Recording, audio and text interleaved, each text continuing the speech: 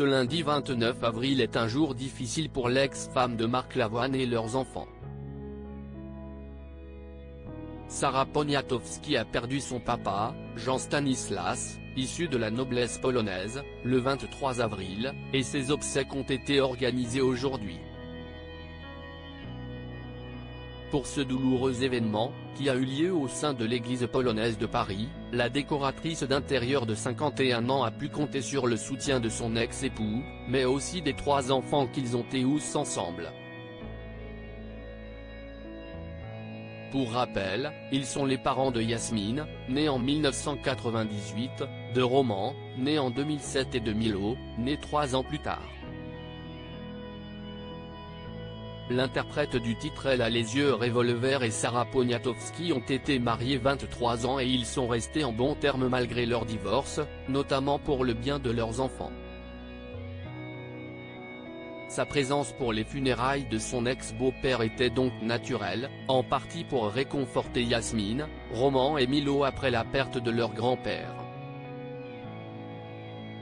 Marie Poniatowski, la sœur de Sarah, était bien évidemment là, ainsi que son mari, le cinéaste Pierre Rambaldi, pour rendre hommage à leur père, emporté à l'âge de 88 ans.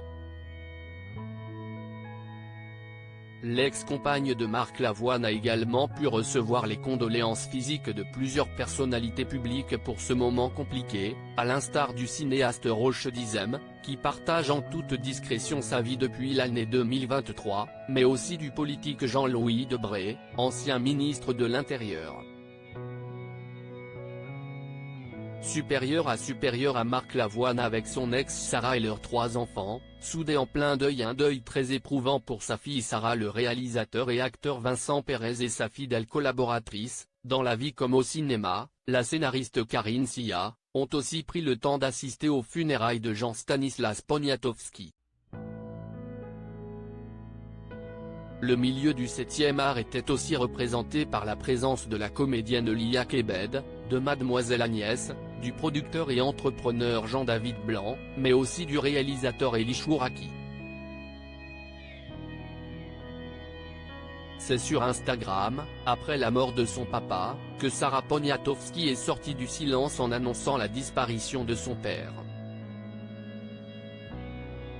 En légende de plusieurs photos souvenirs de ce dernier, elle faisait part de toute sa reconnaissance d'avoir été élevée par un homme qui a été si tendre avec elle, en lançant « Le cœur brisé, il va falloir à présent apprendre à vivre sans tristesse infinie.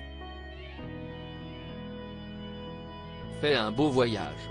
Article écrit avec la collaboration de 6 médias Crédit Photo, Jacques-Ovid Moreau.